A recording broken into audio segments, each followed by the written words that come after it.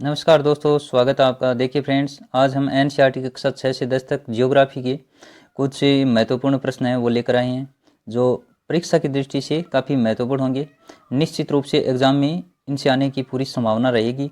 कल हमने एनसीईआरटी कक्षा 6 से 10 तक के क्वेश्चन हैं वो किए थे, और संपूर्ण एक ही वीडियो में कक्षा 6 से 10 तक की हिस्ट्री कंप्लीट की थी। अगर आपने वो नहीं देखा तो ज़रूर देखिएगा, क्योंकि उसमें कुछ नए क्वेश्चन हैं वो भी जोड़े गए हैं, और आज भी कुछ ऐसे प्रश्न है वो जो छूट गए थे पीछे की वीडियो में, वो भी शामिल किए गए। तो वीडियो को पूरा ध्यान से देखिएगा। देखिए, आज का पहला प्रश्न है, निम्नलिखित में से असत्य विकल्प का चयन कीजिए। सबसे बड़ा ग्रह है बृहस्पति और सबसे छोटा ग्रह है बुध। मंगल और बृहस्पति के बीच में क्षुद्र ग्रह पाए जाते हैं। बुध और शुक्र के पास एक भी उपग्रह नहीं है, और चंद्रमा पृथ्वी की एक परिक्रमा करने में 28 दिन और 8 घंटे लगाता है। तो ये कथन है बिल्कुल असत्य है, क्योंकि चंद्रमा पृथ्वी की एक परिक्रमा वो कितने दिन में पूरी करता है? 27 दिन में और 8 घंटे में। तो यहाँ पर दिया गया है 28 दिन, इसलिए इसका सही आंसर क्या माना जाएगा? Option number 4। चलिए नेक्स्ट है, किस ग्रह को पृथ्वी का जुड़वां ग्रह कहा जाता है? तो देखिए, ये रही आपके विकल्प। किसे कहा जाता है? शुक्र ग्रह है उसे पृथ्वी का जुड़वां ग्रह कहा जाता है। निम्नलिखित में से कौन सा विकल्प है वो सही है? देखिए, उत्तरी गोलार्ध में सबसे लंबा दिन कब होता है? 21 जून को। दक्षिणी गोलार्ध में सबसे लंबा दिन कब होता है? 22 दिसंबर को। और विषुवत रेखा पृथ्वी को 2 बराबर भागों में विभाजित करती है। ये भी कथन बिल्कुल सत्य है। तो देखिए, इसका सही आंसर हो जाएगा, उपयुक्त सभी कथन है वो बिल्कुल सत्य हैं। नेक्स्ट है, निम्नलिखित में से कौन सा विकल्प असंगत है? 21 जून को देखिए उत्तरी अयनांत, 22 दिसंबर को दक्षिणी अयनांत, 21 मार्च को उत्तरी विषुव और 23 सितंबर को दक्षिणी विषुव। यानी 21 मार्च और 23 सितंबर को सूर्य की किरणें विषुवत रेखा पर लंबवत पड़ती हैं, जिसके कारण दिन और रात क्या होते हैं? बराबर। 21 जून को उत्तरी अयनांत की स्थिति होती है और सूर्य किरणें किस पर गिरती हैं? कर्क रेखा पर। 22 दिसंबर को दक्षिण अयनांत की स्थिति होती है, सूर्य किरणें मकर रेखा पर। तो ये सारे फैक्ट हैं, आपको परीक्षा में किसी भी तरह से पूछे जा सकते हैं, तो इनको खास तौर से ध्यान रखिएगा। तो इनमें से कोई भी यह विकल्प है वो असंगत नहीं है। बंगाल की खाड़ी में गिरने वाली नदी है वो बताइए कौन सी नहीं है? महानदी, गोदावरी, कृष्णा और नर्मदा। बताइए, इनमें से कौन सी नदी है वो बंगाल की खाड़ी में नहीं गिरती है? तो देखिए, जो नर्मदा नदी है वो बंगाल की खाड़ी में बिल्कुल नहीं गिरती है। बाकी महानदी, गोदावरी और कृष्णा ये कहाँ पर जाकर समाप्त होती हैं? तो ये बंगाल की खाड़ी में अपना जल ले जाती हैं। निम्नलिखित में से कौन सा विकल्प है वो असत्य दिया गया है? देखिए, प्रायद्वीपीय पठार की सबसे लंबी नदी कौन सी है? गोदावरी। पश्चिमी तट का दक्षिणी भाग क्या कहलाता है? मालाबार तट। गुजरात के दक्षिण में जो स्थित है वो कौन सा है? कोंकण तट। और भारत की स्थलीय सीमा कितने देशों के साथ जुड़ी हुई है? 7 देशों के साथ। वो तो यही विकल्प है वो बिल्कुल असत्य है, यहाँ पर 8 देशों के साथ बताई जा रही है। भारत में हिमालय का सबसे उच्चतम शिखर बताइए, इनमें से कौन सा है? और खास तौर से ध्यान रखिएगा, भारत में बताना है। तो भारत में माउंट एवरेस्ट, नंदा देवी, कंचनजंगा और नंगा पर्वत। कौन सा सही आंसर है? कंचनजंगा। ये भारत में सबसे उच्चतम शिखर है। बाकी भारत की बात करें तो देखिए, नंदा देवी भी है, नंगा पर्वत भी है, और कामेट भी भारत में स्थित है। तो ये खास चोटियां जो ऐसे भी पूछी जा सकती है, कौन सी इनमें से भारत में स्थित नहीं है? तो इनको भी ध्यान में रखिएगा। निम्नलिखित में से कौन सा कथन सत्य है? देखिए, भूपर्पटी के नीचे का वह स्थान जहां पर कंपन आरंभ होता है उसे क्या कहते हैं? उद्गम केंद्र। उद्गम केंद्र के भू सतह पर उसके निकटतम स्थान को क्या कहा जाता है? अधिकेंद्र। और अधिकेंद्र के निकटतम स्थान पर सर्वाधिक हानि होती है। तो ये भूकंप से जुड़ा हुआ क्वेश्चन है। तीनों फैक्ट बिल्कुल सही है। राइट आंसर है ऑप्शन नंबर 4, उपयुक्त सभी। जब चांद अपने प्रथम एवं अंतिम चतुर्थांश में होता है तब बताइए स्थिति बनती है। वृहत ज्वार भाटा, निम्न ज्वार या लघु ज्वार भाटा, और उपयुक्त दोनों। तो जब चंद्रमा अपने प्रथम और अंतिम चतुर्थांश में होता है तब स्थिति कौन सी बनती है? निम्न ज्वार या लघु ज्वार भाटा स्थिति है ये उत्पन्न होती है। लघु ज्वार भाटा उस समय आता है। तो ये महासागरीय परिसंचरण नया टॉपिक है, उसमें से क्वेश्चन आएगा। और ये इस जो फैक्ट हैं ये सारी एनसीईआरटी की पुस्तक में से ही मैंने लिए हैं। जो पिछले कुछ वीडियोज में छूट गए थे वो इसमें प्रश्न वो शामिल किए हैं, इसीलिए मैं कहता हूँ इसको पूरा आप ध्यान से देखिएगा। एक एक प्रश्न है वो महत्वपूर्ण होता है परीक्षा में। आपने अगर मान लो ये किताब से नहीं पढ़ा, आपसे छूट गया, और वीडियोज में भी आपने कहीं पर नहीं देखा, तो आपका ऐसा गलत भी हो सकता है। 26 दिसंबर 2004 को हिंद महासागर में आई सुनामी तरंगों के संबंध में बताइए कौन सा विकल्प है वो सत्य है। ये महासागरीय परिसंचरण से ही है। और हिंद महासागर में जब सुनामी आई थी कब, 26 दिसंबर 2004 को। तो विकल्प नंबर 1 है, देखिए यह तिरंगे नहीं तरंगे उस भूखंड का परिणाम थी जिसका अधिकेंद्र कहां पर था, सुमात्रा के पश्चिमी सीमा पर। इस भूकंप की तीव्रता कितनी मापी गई रिक्टर पैमाने पर, तो 9 मापी गई, 9.0। अगला फैक्ट है कि भारतीय प्लेट ब्रह्मा प्लेट के नीचे धंस गई थी, तो बिल्कुल ये भी सत्य है। तो उपयुक्त सभी कथन सत्य हैं, लेकिन काफ़ी इंपॉर्टेंट है आपके लिए, इनमें से किसी भी तरह का क्वेश्चन बनाकर दिया जा सकता है। तो ये सारे फैक्ट हैं, आपको ध्यान में रखने चाहिए। निम्नलिखित में से कौन सा कथन है वो सत्य है। देखिए उष्ण कटिबंधीय सदाबहार वनों को क्या कहा जाता है, वर्षावन। रोजवुड, आबनूस, महोगनी, ये सब कैसे वृक्ष हैं, तो ये सदाबहार वनों में पाए जाने वाले वृक्ष हैं। ब्राजील के उष्ण कटिबंधीय सदाबहार वन को पृथ्वी के फेफड़े कहा जाता है। और भूमध्य सागरीय प्रदेश को विश्व का क्या कहा जाता है, फलोद्यान। देखिए एक प्रश्न में 4-4, 5-5 क्वेश्चन है वो बन रहे हैं, इसीलिए ये प्रश्न है वो 40 प्रश्न भी आपके लिए 150-200 प्रश्न के बराबर हैं, क्योंकि इसमें ज़्यादा से ज़्यादा फैक्ट है वो शामिल किया गया है। तो आप सभी फैक्ट को ध्यान में रखिएगा। ऐसे प्रश्न किसी भी तरह से पूछे जा सकते हैं कि रोजवुड, आबनूस, महोगनी या किस प्रकार के वन हैं, और पृथ्वी के फेफड़े हैं वो किस प्रकार के वनों को कहा जाता है, और विश्व का फलोद्यान किसे कहा जाता है, भूमध्य सागरीय प्रदेश को। नेक्स्ट है शीतोष्ण कटिबंधीय घास स्थलों के संबंध में बताइए कौन सा विकल्प है वो सुमेलित नहीं है। देखिए सारे हैं वो शीतोष्ण कटिबंधीय घास स्थल हैं, लेकिन इनमें से जो स्थान का नाम दिया गया है वो एक में सुमेलित नहीं है। पंपास अर्जेंटीना में है, प्रेरी वो कहाँ पर है, उत्तरी अमेरिका में, वेल्ड है वो दक्षिण अफ्रीका में, स्टेपी कहाँ पर दिया गया है, ऑस्ट्रेलिया में। बल्कि ये कहाँ होना चाहिए था, ये पूर्वी एशिया या फिर इसे यूरेशिया भी आप कह सकते हैं।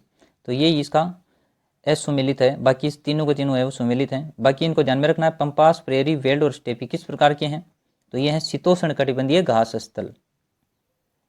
निम्नलिखित में से कौन सा उष्ण कटिबंधीय घास स्थल है, देखिए वो शीतोष्ण थे, अब उष्ण कटिबंधीय घास।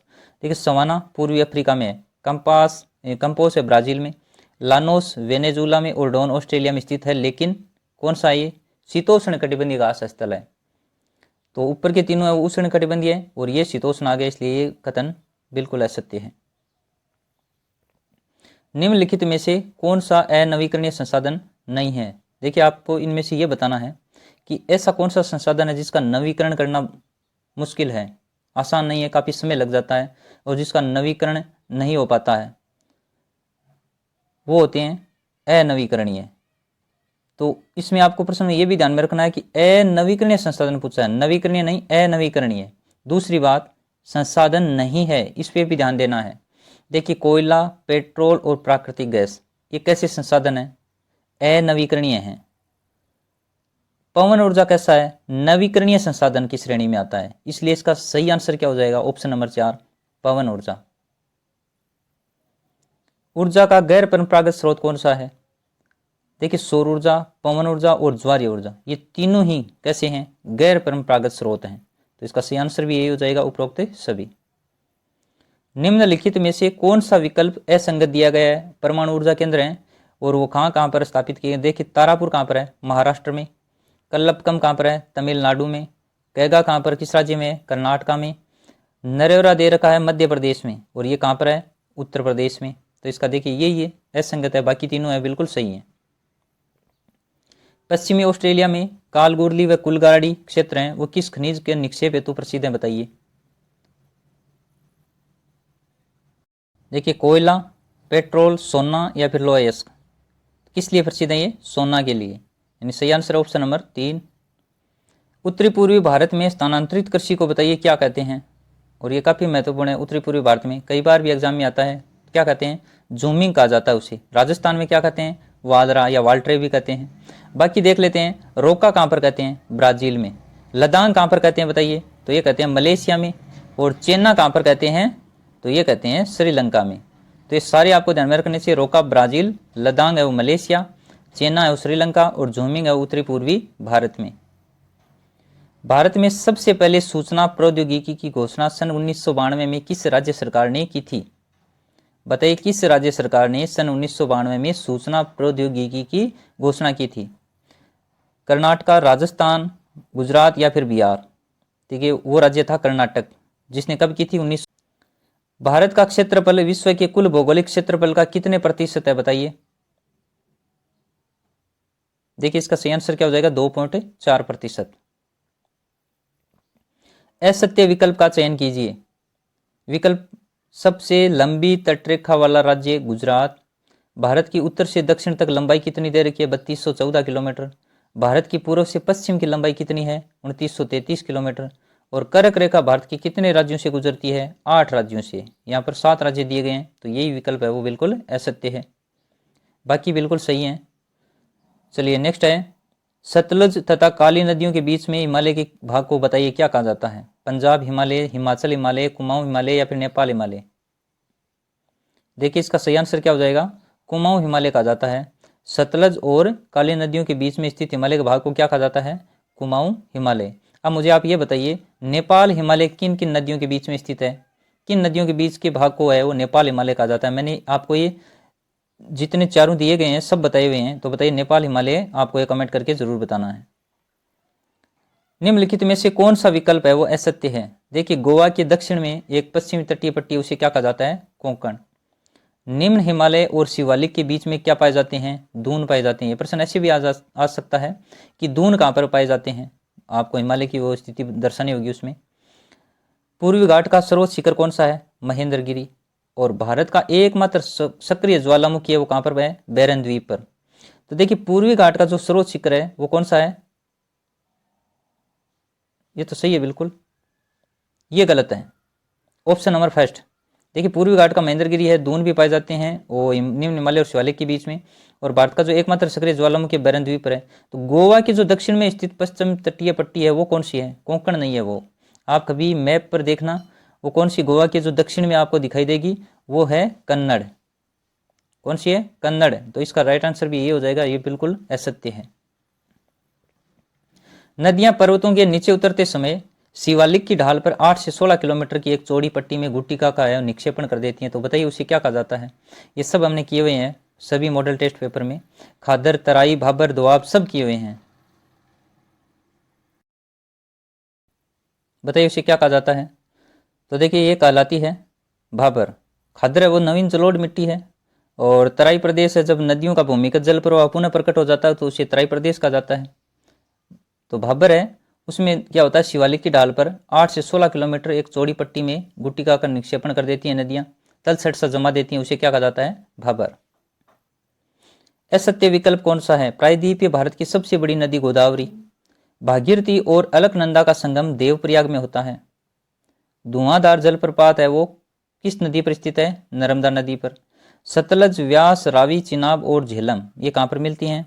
ये मिठानकोट में मिलती हैं। यहाँ पर पठानकोट दिया है, ये असत्य है, बाकी बिल्कुल सही है। प्रायद्वीपीय भारत की नदी की बात करें तो सबसे बड़ी है गोदावरी, और भागीरथी और अलकनंदा का संगम होता है देवप्रयाग में। चलिए नेक्स्ट है, निम्नलिखित में से कौन सी नदी है जो भ्रंश घाटी से होकर बहती है? बताइए इन नदियों में से कौन सी नदी भ्रंश घाटी से होकर बहती है? देखिए वो नदी है तापी, यानी सही आंसर ऑप्शन नंबर 4। किस नदी को दक्षिण की गंगा के नाम से जाना जाता है? गोदावरी, कृष्णा, दामोदर, कावेरी? इनमें से कौन सी नदी है जिसे दक्षिण की गंगा के नाम से जाना जाता है? देखिए वो है गोदावरी नदी। अब कावेरी नदी बताने वालों ने एनसीईआरटी की पुस्तकें बिल्कुल नहीं पढ़ी हैं, उसमें साफ साफ दिया है कि दक्षिण की गंगा है वो गोदावरी नदी को कहा जाता है। और कई अगर अन्य गाइड में आप पढ़ोगे तो वहाँ पर दक्षिण भारत की गंगा अगर दी हुई है तब वहाँ पर कावेरी आती है, वहाँ पर गोदावरी नहीं होती है। दक्षिण की गंगा के नाम से गोदावरी ही जानी जाती है, तो ये भी आपको ध्यान में रखना चाहिए। सिंधु जल समझौते के अनुसार भारत इस नदी का कितना प्रतिशत जल है वो उपयोग में ले सकता है? ये काफी महत्वपूर्ण है, बताइए कितना प्रतिशत जल उपयोग में ले सकता है? 20%। सिंधु जल समझौता हुआ उसके अनुसार भारत है वो 20% जल का उपयोग कर सकता है। किस नदी को तिब्बत में देखिए सांगपो कहा जाता है और बांग्लादेश में जमुना कहा जाता है? बताइए कौन सी नदी है? और ये काफी महत्वपूर्ण है क्वेश्चन, इसमें से दो बन सकते हैं, तिब्बत में क्या कहा जाता है और बांग्लादेश में क्या कहा जाता है? तो नदी है ब्रह्मपुत्र। ब्रह्मपुत्र नदी को तिब्बत में सांगपो और बांग्लादेश में क्या कहा जाता है? जमुना। चलिए नेक्स्ट है, कौन सी नदी चंद्रा और भागा नामक दो धाराओं के मिलने से बनती है? झेलम, रावी, सतलज या फिर चेनाब? जो चेनाब नदी है वो चंद्रा और भागा नामक दो धाराओं के मिलने से उसका निर्माण होता है, इसलिए सही आंसर है ऑप्शन नंबर 4। प्रत्येक 2 से 5 वर्ष के अंतराल में ठंडी पेरू जल धारा के स्थान पर एक अस्थायी रूप से उत्पन्न होने वाले गर्म जल धारा को बताइए क्या कहते हैं? एल नीनो, काल बैसाखी, आम्र वर्षा या फिर लू? बताइए क्या कहा जाता है? तो देखिए उसे कहा जाता है एल नीनो। एल नीनो है उसकी उत्पत्ति कैसे होती है? एल नीनो है गर्म धारा और पेरू धारा कैसी है? ठंडी धारा। तो एक क्वेश्चन ये भी बनता है। और ठंडी पेरू धारा के स्थान पर अस्थायी रूप से 2 से 5 वर्ष के अंतराल में एक गर्म जल धारा है वो उत्पन्न हो जाती है, उसका नाम है एल नीनो। ग्रीष्म ऋतु में कभी कभी तीव्र हवाओं के साथ होने वाली गर्जन वाली मूसलाधार वर्षा को पश्चिम बंगाल में बताइए क्या कहते हैं? ये तो एग्जाम में कई बार पूछा जाता है। तो वो है देखिए काल वैसाखी, जो पश्चिम बंगाल में तीव्र हवाओं के साथ साथ गरज वाली मूसलाधार वर्षा करती है। नेक्स्ट है, भारत में जीव सुरक्षा अधिनियम कब से लागू किया गया है? ये भी हमने पहले हल कर लिया है क्वेश्चन। बताइए इन ऑप्शन में से कौन सा सही है? देखिए 1972 में भारत में जीव सुरक्षा अधिनियम लागू किया गया है। सही आंसर है विकल्प नंबर 3 सी। निम्नलिखित में से सत्य विकल्प का चयन कीजिए। सिमलीपाल जीवमंडल कहाँ पर स्थित है? उड़ीसा में। आबनूस, महोगनी और रबड़ किस प्रकार के वर्षावन है? नहीं, किस प्रकार के वन है? उष्ण कटिबंधीय वर्षावन। भारत में कितने जीवमंडल नीचे आरक्षित क्षेत्र हैं? तो है 18। तो बिल्कुल तीनों फैक्ट हैं वो बिल्कुल सही है। भारत में जीवमंडल की संख्या की बात करें तो 18। और आबनूस, महोगनी, रबड़ ये किस प्रकार के वृक्ष हैं? उष्ण कटिबंधीय वर्षा। सिमलीपाल है वो कहाँ पर है, किस राज्य में स्थित है? तो ये जीवमंडल स्थित है उड़ीसा राज्य में।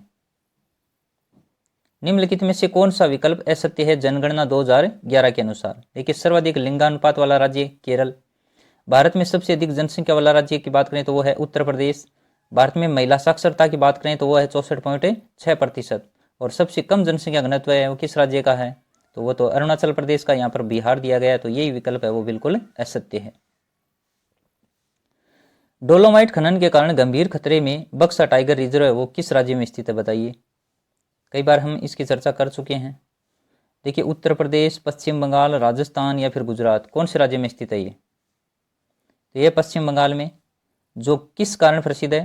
तो ये चर्चा में क्यों है? डोलोमाइट खनन के कारण ये गंभीर खतरे में है। कौन सा विकल्प असुमेलित है? देखिए इसमें कितने प्रश्न बन जाते हैं। बांधवगढ़ राष्ट्रीय उद्यान है वो मध्य प्रदेश में है, बिल्कुल सही। पेरियार बाघ रिजर्व किस राज्य में? केरल में। सुंदरवन राष्ट्रीय उद्यान है वो किस राज्य में? पश्चिम बंगाल में। कार्बेट राष्ट्रीय उद्यान है वो उत्तरांचल में।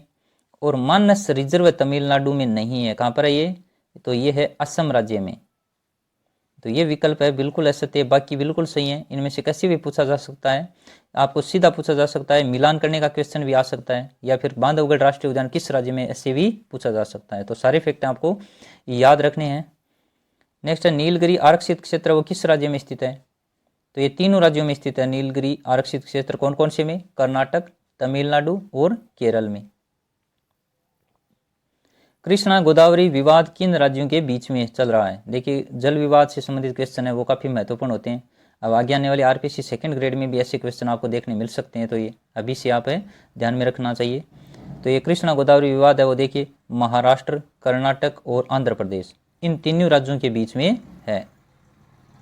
नेक्स्ट है, भारत के किस राज्य में प्रत्येक घर में छत वर्षा जल संग्रहण बनाना है वो आवश्यक कर दिया? बताइए। आंध्र प्रदेश, तमिलनाडु, राजस्थान या फिर गुजरात? तो ये ऐसा नियम किस राज्य में बनाया गया है?